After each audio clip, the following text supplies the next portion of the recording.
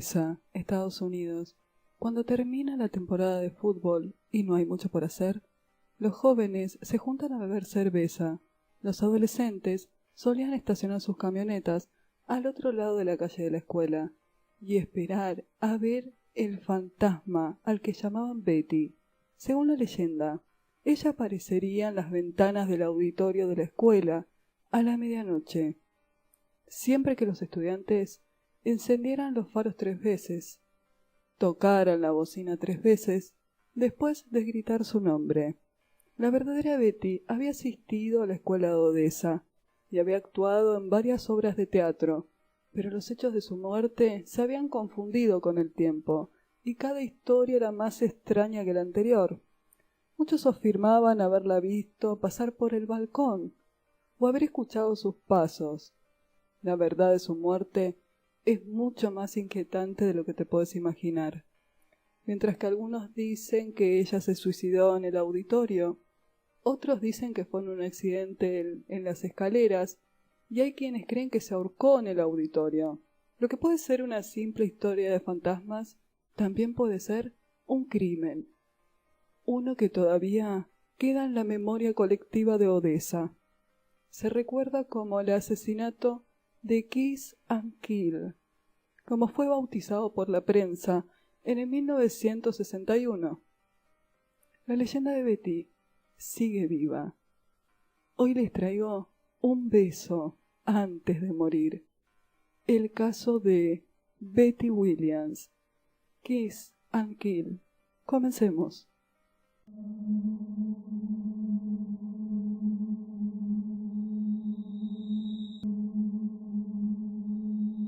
Bienvenidos y bienvenidas, queridas criaturas de la noche. Mi nombre es Lucila Castro Díaz. Soy escritora de novela negra, thriller de terror y misterio. Te cuento que en este canal vas a encontrar literatura, cultura, mitos y leyendas. Te cuento que me puedes encontrar fácilmente en las redes sociales, tanto en Instagram como en Facebook. Si querés conocer mi trabajo, en la caja de descripciones siempre te dejo todos los enlaces a mis sitios. Vamos a comenzar con este caso terriblemente triste y escalofriante, el caso de Kiss and Kill, el asesinato de Betty Williams. En Odessa, Texas, el 20 de marzo de 1961, Betty Williams fue asesinada por su exnovio, Mac Henry. La mató disparándole en la cabeza a quemarropa con una escopeta. Después de que Betty repentinamente le pidiera que la ayudara a terminar con su vida, la respuesta del público fue inesperada. La comunidad se unió a Mac y condenó a Betty. Ella era la chica rara, mientras que Mac era uno de los deportistas estrellas de fútbol americano en la escuela. Betty no era rara, era diferente al resto de los adolescentes, porque Betty tenía fuertes ideales. Era diferente por muchos motivos. Era una chica de espíritu libre, se oponía a la religión y era antirracista en una época en la que las personas afroamericanas no podían asistir al mismo colegio. Betty Williams entregaba folletos a su favor y no era bien recibido por sus compañeros. Pensaban que estaba loca por luchar contra el racismo. El asesinato de esta joven fue un juicio contra su persona, más que contra su asesino. No tuvo que ver tanto con el crimen, más bien se juzgó quién era Mac Henry y quién era Betty Williams. Vamos a conocer en profundidad a estos dos protagonistas de esta tragedia, la planificación y la clara premeditación, la historia de fondo de Betty y Mac. Traje algunas extracciones del diario de Betty, un caso lamentable que muestra claramente cómo era la sociedad de aquella época. Comencemos conociendo a los protagonistas. Por un lado tenemos a Elizabeth Jane Betty Williams. Nació el 11 de agosto de 1943 en Illinois y creció en Odessa, Texas. Tenía 3 hermanos menores. Había nacido en el seno de una familia de clase baja, que era extremadamente religiosa y conservadora. Vivían en una casita pequeña en un barrio considerado de gente pobre. No estaba pavimentado. Su madre, Mary, trabajaba como camarera, mientras que su padre era carpintero. John William era extremadamente devoto y se oponía ante la idea de que su hija saliera en citas con muchachos. A menudo le hablaba a Betty sobre la condenación del alma y hacía orar a sus hijos 4 veces al día, aparte de llevarlos cada domingo a la iglesia. Mary, la madre de Betty, era bastante estricta con sus hijos. Betty se negó a ajustarse a los puntos de vista de otras personas y seguía sus propios instintos. Llevaba la ropa que quería, que por lo general eran jeans ajustados y camisetas blancas sin sostén. No aceptaba la religión de su padre y tenía varias relaciones con chicos de la escuela. Se sabía que Betty tenía opiniones sólidas sobre temas sociales. Odiaba la hipocresía de clase media. No le gustaba la jerarquía social y no estaba de acuerdo con que los estudiantes afroamericanos fueran obligados a asistir a una escuela separada. Era una ferviente defensora de sus ideales. Estas eran opiniones muy impopulares en ese momento, pero eso no le impidió a Betty que escribiera sus pensamientos en papel y los distribuyera como cartas por toda la escuela. Le encantaba que hablaran de ella y también le encantaba provocar a los chicos, como cualquier adolescente. Estaba fascinada por la comedia subversiva de Lenny Bruce. Betty era artística en todos los sentidos. Para la joven Betty era más importante ser ella misma en lugar de ser comprendida por los demás. Aunque su padre a menudo oraba para que su hija se volviera obediente, ella no aceptaba la religión de su padre.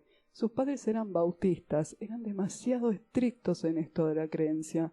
Para sus compañeros de escuela, Betty era una chica rara con una terrible reputación. Sería recordada como una gran nadie, alguien de afuera mirando hacia adentro. La habitación de Betty tenía 2 puertas. Una de ellas era la puerta trasera de la casa, y a veces por las noches esperaba que sus padres se durmieran y se escapaba por ahí. Caminaba las 4 cuadras hasta el bar de Tony, un bar de tragos donde se juntaban los muchachos de la escuela, y a ella le encantaba llamar la atención ahí. Varias chicas hacían lo mismo, aunque ninguna era tan osada y atrevida como Betty. Betty solía vestirse para ir a ese bar completamente de negro y se pintaba los labios de rojo intenso. Había un grupo importante de chicas populares en la escuela que despreciaban completamente a Betty, y en sí no la querían por esto de que Betty siempre se ganaba el mejor papel en las obras escolares. Betty había sido una vez Julieta en Romeo y Julieta de William Shakespeare, y Betty era atrevida y vivía su vida como quería, y esto a las demás chicas en realidad les despertaba celos. Por eso hablaban tan mal de Betty Williams. Por otra parte, tenemos a John McHenry, el otro protagonista de esta historia. Mac era todo lo contrario a Betty. Nació el 23 de septiembre de 1943 en Odessa, Texas. Era el hijo mayor de una ama de casa y un veterano de la Segunda Guerra Mundial, que era dueño de un negocio de contratación de electricidad. Creció en el vecindario de clase media, que era el hogar de muchos de sus compañeros de equipo y de las chicas populares. Mac era un ávido cazador. Disfrutaba de ir de caza con su padre, O.J. Henry, y era un deportista estrella. Para muchos de sus compañeros, Mac tenía la vida perfecta. Siempre estaba rodeado de chicas que querían salir con él. Según Betty, Mac era diferente a los otros chicos de la escuela. A ella le parecía romántico y simple. Mac era un deportista con más fuerza que cerebro. Pese a todas estas diferencias entre Mac y Betty, en el verano de 1960 comenzaron a salir. Tenían una relación muy romántica, y Betty comenzó a preguntarse si él se había enamorado, aunque sus encuentros habían sido siempre fuera de la vista de la gente. Para los demás no parecían ser novios, aunque Mac y Betty se decían ser novios. Él hizo todo lo posible para mantener su relación en secreto. Ella jamás conocería a sus amigos y a sus padres, y tampoco la llevaría a fiestas a las que él sí concurría. Con el correr de los meses, esto a Betty comenzó a molestarle, y la pareja peleaba regularmente por esto. Durante el otoño, Betty, cansada de que Mac la escondiera, se paseó por los pasillos de la escuela con un joven más guapo y más popular que Mac, Bill Ross, uno de los mejores amigos de Mac. Betty quería ponerlo celoso, pero Mac se sintió herido en su ego y rompió la relación rápidamente con Betty, de una manera un poco cobarde. Por la mañana le entregó una nota. Ella quedó devastada y llena de culpa. Entonces Mac comenzó a salir con una de las chicas más populares, una chica muy bonita de cabello rojizo. Entonces Betty le escribió una carta. Decía lo siguiente: Mac, bueno, supongo que lograste lo que te propusiste. Me lastimaste, más de lo que jamás sabrás. Cuando me entregaste esta mañana esa nota, prácticamente cambiaste el curso de mi vida. No sé qué esperaba que dijera la nota, pero eso no. No perderé el tiempo diciendo que no me lo merecía, porque supongo que sí. Nunca me había sentido tan herida en mi vida, y supongo que tu nota fue la sacudida que necesitaba para volver a la normalidad. He hecho muchas cosas, lo sé, que eran malas y baratas, pero juro ante Dios que no quise que fueran así. Solo estaba presumiendo. Sé que es demasiado tarde contigo, Mac, pero te juro que otro chico no tendrá la oportunidad de decirme lo que me dijiste. Me has hecho darme cuenta de que en lugar de ser inteligente y sofisticada como pensaba, solo estaba siendo barata, fea y puta. Perdóname por escribir esta última nota y gracias por leerla. No volveré a molestarlos. Y, Mac, no he olvidado los buenos momentos que pasamos. Realmente he disfrutado conocerte y lamento muchísimo que haya tenido que terminar de esta manera. Mucha suerte con tu novia habitual. Espero que sea la mejor. Betty. Postdata. Cuando pienses en mí, intenta pensar en los buenos momentos que pasamos y no en esto. Betty intentó seguir adelante pese a su corazón roto. Soñaba con convertirse en una estrella de Broadway. Tenía muchos pósters de películas en las paredes de su habitación y siempre participaba en las obras de teatro de su escuela secundaria. Su profesor de teatro veía en ella una gran promesa, pero poco tiempo después de que Betty y Mac terminaron la relación, la nueva profesora de teatro había planeado una producción para primavera. La obra se llamaba Winterset, de Maxwell Anderson. A Betty no se le dio el papel principal por primera vez. En cambio, la profesora la asignó como directora de escena. Su maestra no había visto su potencial, y Betty quedó destrozada con esto. Mac, por otro lado, había recibido el papel principal. Haría de Troc Estrella, un asesino. Mientras tanto, la volátil relación de Betty con su padre había empeorado. Después de que ella comenzó a actuar de manera aún más errática de lo habitual, John registró la habitación de Betty en busca de una explicación. En la cómoda de Betty encontró su diario que contenía todos sus secretos, incluidos los detalles de sus encuentros sexuales con chicos.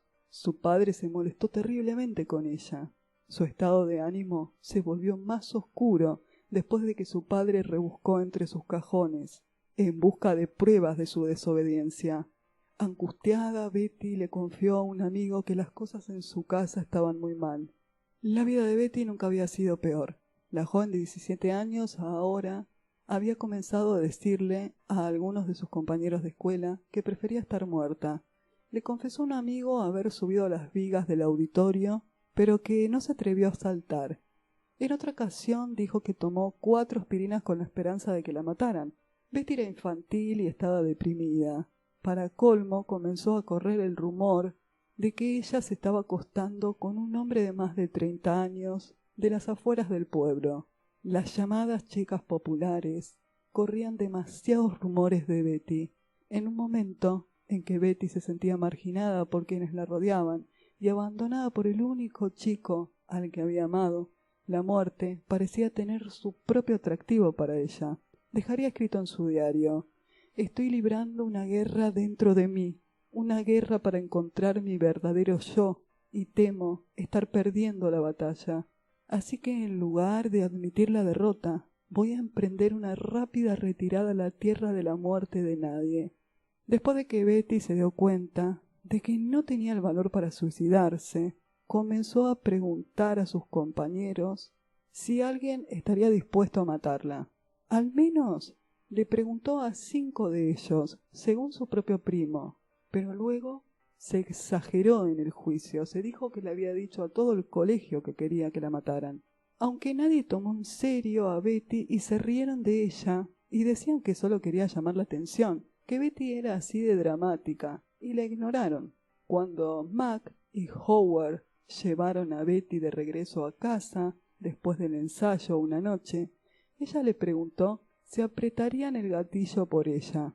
Les dijo que ella misma se apuntaría y que solo debía jalar el gatillo.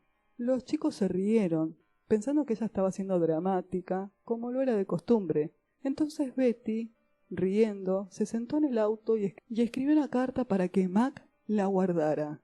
Entre risas, carta que luego él usaría como defensa en su juicio. Howard insistió en que todo había sido una broma. La nota decía lo siguiente: 20 de marzo de 1961. Quiero que todos sepan que lo que estoy a punto de hacer no implica de ninguna manera a nadie más. Digo esto para asegurarme de que nadie más que yo tenga la culpa. Tengo problemas deprimentes que me conciernen en su mayor parte a mí misma. Estoy librando una guerra dentro de mí, una guerra para encontrar mi verdadero yo, y temo estar perdiendo la batalla. Entonces, en lugar de admitir la derrota, voy a emprender una rápida retirada a la tierra de la muerte de nadie. Como solo tengo la voluntad y no la fortaleza necesaria, un amigo mío, viendo cuán grande es mi tormento, ha consentido gentilmente en cuidar los detalles. Su nombre es Mac Henry, y oro para que no tenga que sufrir por lo que hace por mí. Asumo sobre mí toda la culpa, porque ahí está, solo para mí. Betty Williams.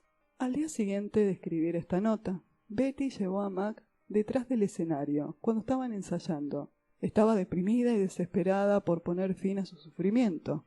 Después de hablar con él, se volvió hacia su amigo Ike y le dijo: «Ha sido un placer conocerte». Él la miró confundido, y ella le explicó que finalmente había convencido a Mac de que la matara. Pero todo parecía un drama y un chiste por parte de Betty.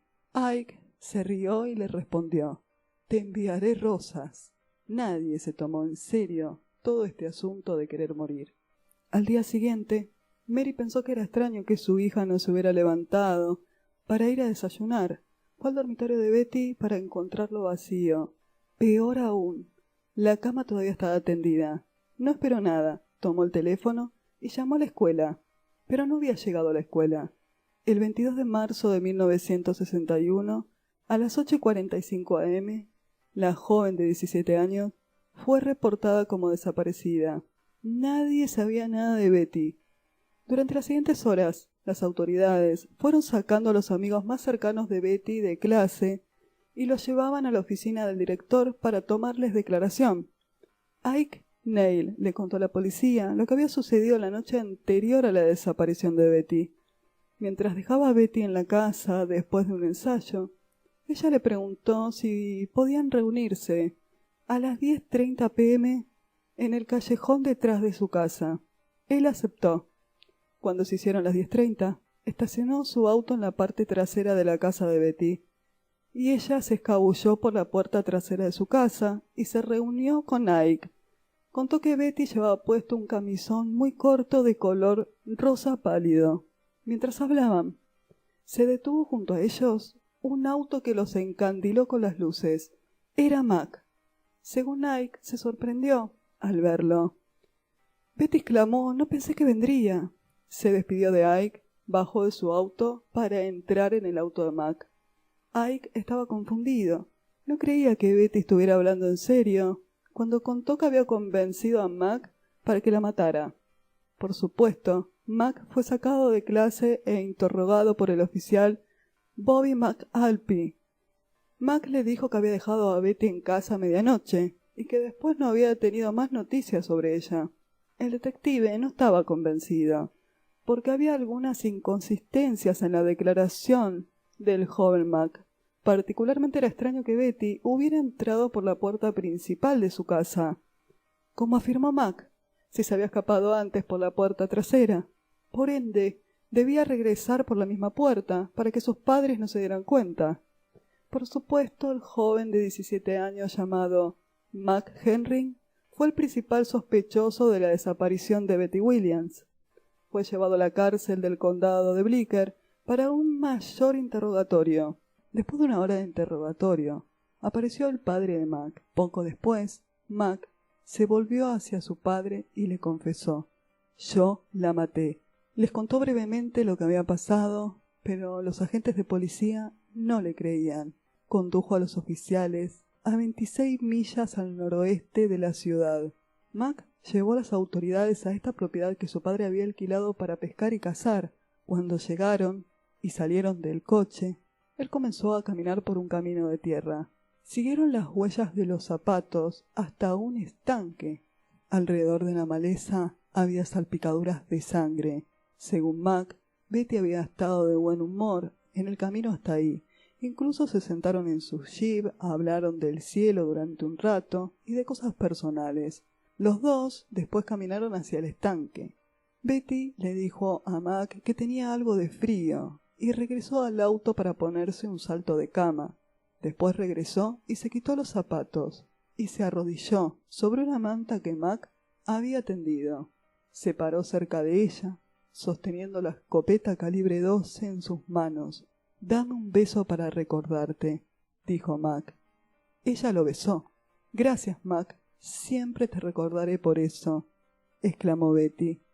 Mac levantó el cañón de la escopeta y Betty lo sostuvo con el dorso de la mano, apuntando a su sien izquierda. «Ahora», exclamó Betty, mirándolo a los ojos, y Mac disparó una vez. 2 días antes, Mac había planeado cómo la mataría y cómo iba a deshacerse del cuerpo. Mientras tanto, reunió 2 pesas de plomo, un casco de minero para ver en la oscuridad y una cuerda para atar el plomo a la cintura de Betty. Las autoridades le pidieron a Mac que sacara el cuerpo de Betty del estanque si su relato era real. No estaban seguros de esto. Él obedeció, se quitó la ropa y entró al agua. Los detectives lo observaron todo el tiempo, porque no entendían lo que estaba haciendo este muchacho. Mac ingresó en el agua. Cuando llegó casi al centro del estanque de almacenamiento, se sumergió. Después de unos momentos comenzó a arrastrar algo hasta el borde del estanque. A medida que se acercaba, los oficiales vieron que sostenía los pies de Betty. El oficial le sugirió que soltara el cuerpo de Betty. Betty había sido parcialmente decapitada. Alrededor de su cintura había una cuerda que Mac había atado a las pesas para sumergirla. Tenía puesto su camisón rosa pálido. Según los policías presentes en ese momento, no mostró emoción durante todo este proceso. Mac relató el evento a los periodistas. Al día siguiente, todo el pueblo se enteró del asesinato, del beso y la muerte. Los titulares llamaban el asesinato de Kiss and Kill. Más tarde, cuando lo metí en el coche de patrulla para llevarlo a la cárcel, le dije: «Mac, ¿no esperabas que te atraparan?». Él me respondió: «No tan rápido». No demostró emoción, a pesar de que tenía miedo. Era como si estuviera hablando de dispararle a un perro, diría el detective a la prensa. Los investigadores pidieron que se enviara una ambulancia al lugar sin hacer sonar las sirenas, pero los reporteros no se quedaron atrás y se hicieron un festín con este caso. Antes de que Mac fuera llevado a la cárcel, contó lo que había ocurrido la noche anterior mientras los periodistas de Odessa tomaban nota. Después del arresto, el chisme se centró en Betty, no en Mac. La veían como una manipuladora y diabólica que había arruinado la vida de Mac. Mac Henry fue debidamente acusado del asesinato en primer grado de Betty Williams. Su reputación en la ciudad no sufrió. Más bien, todo lo contrario, se volvió más popular, a tal punto que se armó un grupo de chicas fanáticas de Mac. El asesino confeso fue invitado a todas las fiestas y sus amigos se regodeaban de conocerlo. Betty había sido conocida como una chica inmoral y suelta. Como resultado, los lugareños se pusieron del lado de Mac, alegando que ella lo había engañado para que cometiera un crimen. Warren era el mejor abogado de la zona. Era tan bueno como abogado que ningún cliente suyo habido a la cárcel, ni siquiera los asesinos. En cuanto al caso, el primer paso de su abogado Warren fue sacar a Mac de ir a juicio usando una ley a la que nadie había recurrido antes. De acuerdo con la ley de Texas, se permitía que un delincuente fuera puesto en libertad si se comprobaba que había estado temporalmente loco en el momento del delito. Un juez aprobó esta solicitud de evaluar la cordura de Mac en un juicio previo. La primera persona que su abogado llamó a declarar fue a su padre, que explicó cómo creía que Betty tenía la culpa de todo y que la carta que ella le dio era válida para absolverlo de cualquier consecuencia. La mayoría de los testigos afirmó que Mac tenía que haber estado loco en ese momento para hacer una cosa así. Algunos compañeros también confesaron que Betty había pedido que los matara, pero todos eran amigos de Mac y novios de las chicas fanáticas de él.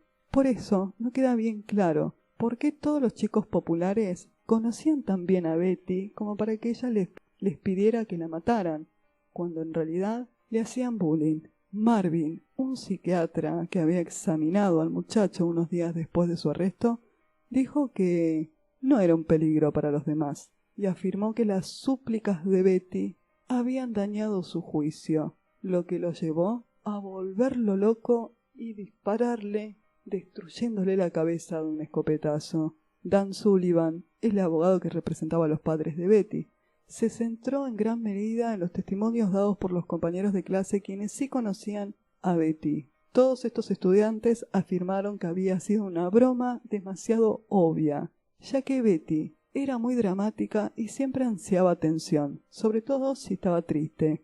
Cuando Warren, el abogado de Mac, les pidió que explicara por qué mató a Betty, se quedó pensando durante un rato y después respondió que pensó que le estaba haciendo un favor y que ahora sabía que estaba mal. Después de 11 horas de deliberar, se consideró que Mac estaba loco al momento de apretar el gatillo. Mac lloró cuando escuchó el veredicto y se desplomó. Sus padres y otras personas corrieron a su lado. Todas sus fanáticas y las chicas populares aplaudieron. El juicio no cambió la opinión de nadie sobre Mac, pero sí la percepción que la gente tenía de Betty. Eso empeoró. Se habían expuesto periodos rebeldes de Betty, como la fuga de su casa durante la noche. Era de público conocimiento que había estado involucrada con varios chicos, lo que impulsó la opinión de la gente sobre su inmoralidad, y en todo el pueblo la gente hablaba mal de la víctima y bien del asesino. Sullivan apeló al veredicto de la Corte Suprema de Texas. Un nuevo juicio tuvo lugar, en el cual también asistieron decenas de personas y periodistas. Esta vez testificaron algunos maestros. La mayoría afirmó que Mac era un adolescente ejemplar y que representaba todo lo bueno de la sociedad. A pesar del intento de la fiscalía, los miembros del jurado apoyaron el razonamiento de Warren, incluso casi 2 años después del crimen. La fiscalía no había determinado un motivo. El veredicto consideró que Mac era inocente por segunda vez y esta vez la multitud estalló en aplausos. Poco después de ser declarado inocente, Mac Henry asistió a la Universidad Tecnológica de Texas. Su pasado no era ningún secreto. Incluso fue presentado como el famoso asesino de Kiss and Kill en una de las clases. Después de graduarse, regresó a Odessa, donde se casó y se divorció 2 veces. Ocupó varios trabajos, entre ellos como carpintero, soldador y electricista. Nunca volvió a tener problemas con la ley. El sábado 5 de enero del 2019, Mac Henry murió a la edad de 75 años. Incluso después de 60 años, Betty Williams no es olvidada en Odessa. No solo todavía se habla de ella, sino que se creó una leyenda urbana sobre su historia. Con el correr del tiempo incluso se hizo tan fuerte la creencia en Betty que las autoridades del colegio taparon la ventana del auditorio para que los chicos no se reunieran más ahí para querer ver el fantasma de Betty, como tratando de ocultar esta trágica historia. Los restos de Betty Williams descansan en el Sunset Memorial Gardens. El asesinato de Betty Williams y sus circunstancias dominaron los titulares en el 1961. y muchos se horrorizaron de que una chica quisiera morir, y sobre todo de que su exnovio la asesinara. Muchos niños pequeños en aquellos momentos crecieron escuchando la historia de Betty Mack, y los rumores de que sus fantasmas rodeaban la escuela crecieron. Pasaron 60 años de este asesinato, pero con el correr del tiempo los estudiantes comenzaron a escuchar portazos, veían que las cortinas se movían solas. Según cuenta la leyenda, ella va a aparecer en las ventanas. A medianoche, siempre que los estudiantes enciendan los faroles 3 veces, o toquen 3 veces la bocina, y griten su nombre 3 veces. Esta forma de invocar a Betty nació por uno de los chicos que solía salir con Betty y que le hacía 3 luces con los faros del auto para que Betty supiera que él ya había llegado y se escabullía por la puerta trasera. Los estudiantes, hasta el día de hoy, hablan de una presencia en el auditorio, una presencia que era culpable de una gran lista de sucesos extraños, como por ejemplo, luces parpadeantes, ruidos que no se pueden explicar, hasta objetos que se caen solos. Hay quienes dicen haberla visto paseando por el balcón. El maestro de teatro actual, Carl Moore, contó que cada vez que sucede algo inexplicable, como un libro que se cae al piso o una luz que se apaga sola, siempre algún alumno bromea diciendo «Es Betty». El caso de Betty Williams es muy triste. Claramente su mensaje no era «quiero morir», sino «quiero que alguien se preocupe lo suficiente por mí. Quiero que Mac me rescate de las garras de la muerte». Betty estaba pasando por una típica depresión adolescente y todo le salió mal.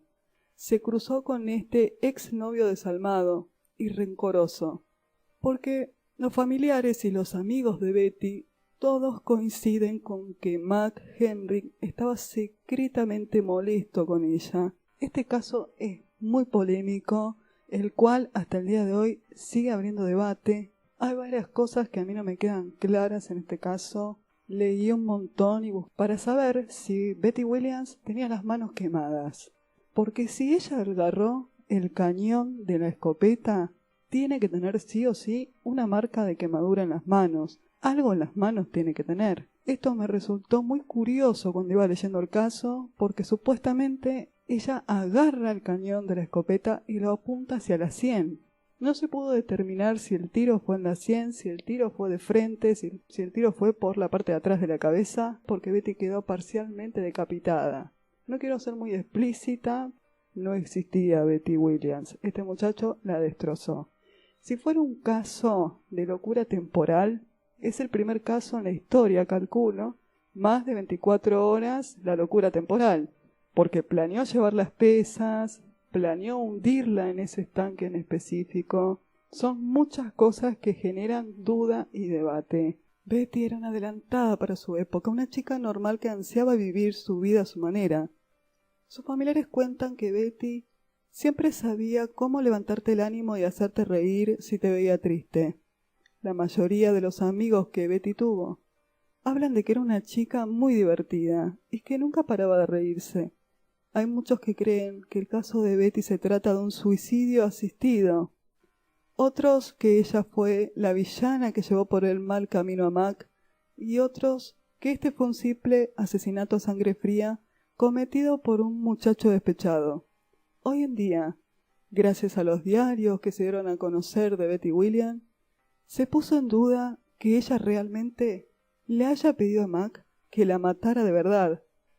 En estos diarios podemos apreciar a un adolescente pasando por varias situaciones que la preocupaban. Todos aquellos que la conocieron en verdad afirman que Betty se sentía feliz por haber llamado la atención de Mac. Ahora no puedo decirle que no. Se puede leer una frase aislada en las últimas páginas de su diario. Algunas de las amigas quedaron muy marcadas por la muerte de Betty y sobre todo por cómo Betty fue juzgada, porque fue un caso que se trató de hacer un juicio sobre Betty, sobre que esta chica salía con muchachos todas las noches. Betty termina siendo víctima de un sistema que no la apoyó para nada, de una sociedad represora en la cual ella no encajaba porque era una adelantada para su época.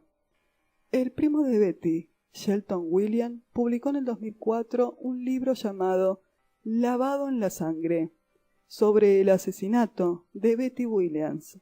El diario de Texas también publicó un artículo extenso sobre el caso de Betty Williams. Hay muchos que creen que cada vez que aparece Betty Williams, si la aplaudís, todos los sucesos paranormales desaparecen. Un caso realmente lamentable el de Betty Williams, con este muchacho tan desalmado que ni bien ella se arrodilla, le da un beso y le mete un escopetazo en la cabeza, en lugar de convencerla para que no lo hiciera. Si bien tenía 17 años, los dos, y eran dos muchachos muy chiquitos, muy jóvenes, sabía lo que estaba bien y sabía lo que estaba mal. Este caso fue en una época que nos demuestra muy bien cómo era la sociedad de ese entonces. Cómo se señalaba a una chica porque vivía su sexualidad libremente y porque tenía opiniones diferentes. Cómo era señalada, cómo fue maltratada por sus compañeros y señalada sin parar, hasta cómo se abrió un juicio sobre ella, siendo la víctima en este caso. La verdad que es impresionante lo que pasó con Betty Williams. No se puede creer. Igualmente como sociedad seguimos un poco arrastrando esto de que si una chica vive su sexualidad con libertad es bastante señalada, algo que a mí en lo personal me parece horrible porque todos somos libres de hacer lo que queremos con nuestro cuerpo. Si te gustó este informe, te invito a que te suscribas a mi canal y me dejes un comentario. Nos vemos en el próximo video.